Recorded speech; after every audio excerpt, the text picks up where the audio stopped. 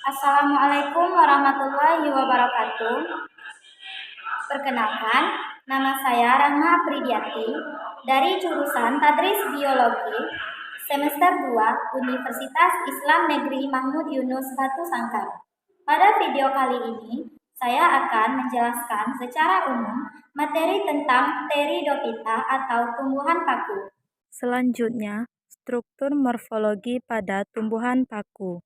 1. Bagian akar. Salah satu ciri tumbuhan paku-pakuan yaitu mempunyai akar serabut. Keunikan yang terdapat pada akar tumbuhan paku adalah bagian ujungnya yang dilapisi kaliptra. Yang kedua, batang. Bagian batang tumbuhan paku hanya muncul di atas permukaan, hanya berkisar antara 0,5 meter. Bahkan di beberapa jenis tumbuhan paku, bagian batang justru tidak tampak. Malahan, di dalam tanah justru muncul dalam bentuk rimbang. Yang ketiga, daun. Tumbuhan paku mempunyai bentuk daun yang khas. Terlebih saat muda, daun muncul dalam bentuk menggulung dan melingkar. Daun tumbuhan paku mempunyai beberapa lapisan yaitu epidermis, daging daun, dan tulang daun. Juga terdiri dari makrofil dan mikrofil. Struktur anatomi pada tumbuhan paku. Pada akar, bersifat seperti akar serabut. Ujungnya dilindungi kaliptra yang terdiri atas sel-sel yang dapat dibedakan dengan sel-sel akarnya sendiri. Pada batang, sebagian jenis tumbuhan paku tidak tampak karena terdapat di dalam tanah berupa rimbang, mungkin menjalar atau sedikit tegak. Jika muncul di atas permukaan tanah, batangnya sangat pendek. Akan tetapi, ada batang beberapa jenis tumbuhan paku seperti paku pohon atau paku tiang. Pada daun, bentuknya selalu melingkar dan menggulung pada usia muda. Berdasarkan bentuk ukuran dan susunannya, daun paku dibedakan antara epidermis, daging daun, dan tulang daun. Berdasarkan bentuk daun dibedakan lagi menjadi mikrofil dan makrofil.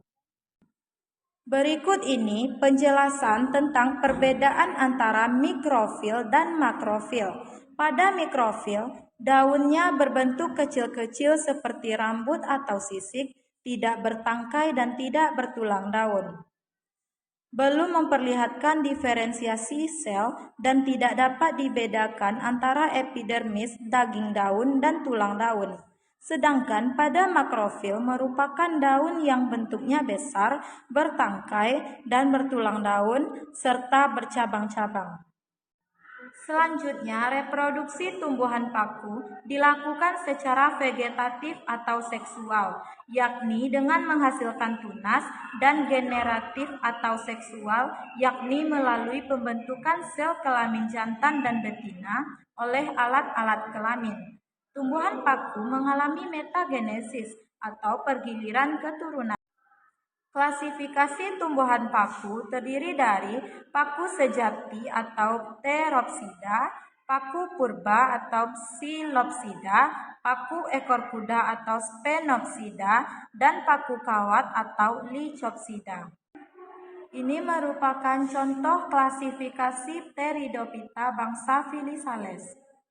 Kingdomnya Plantae, divisi Pteridophyta, kelas Pteridopsida, ordonya Schizoales, familinya Ligophiaceae, genusnya Lygodium, dan spesiesnya Lygodium circinatum. Selanjutnya, peranan Pteridophyta. Yang pertama, peranan positif. 1. Tumbuhan paku dapat dijadikan sebagai tanaman hias. Yang kedua, tumbuhan paku dapat dijadikan bahan pangan yaitu sebagai sayuran. Yang ketiga, tumbuhan paku dapat berfungsi sebagai sumber energi fosil alternatif. Sedangkan peranan negatifnya antara lain 1. Gangguan keseimbangan ekosistem akibat perubahan secara dinamika populasi. Yang kedua, munculnya pencemaran biologis berupa pencemaran organisme transgenik yang tidak terkendali. Yang ketiga, tanaman transgenik atau tanaman yang memindahkan sifat dari satu makhluk hidup ke makhluk hidup lainnya. Tanaman lain dapat menghasilkan zat beracun yang menimbulkan masalah kesehatan pada manusia. Baiklah, hanya itulah materi tentang Pteridophyta atau tumbuhan paku yang dapat saya sampaikan. Apabila ada kesalahan, saya mohon maaf. Saya akhiri dengan wassalamualaikum warahmatullahi wabarakatuh.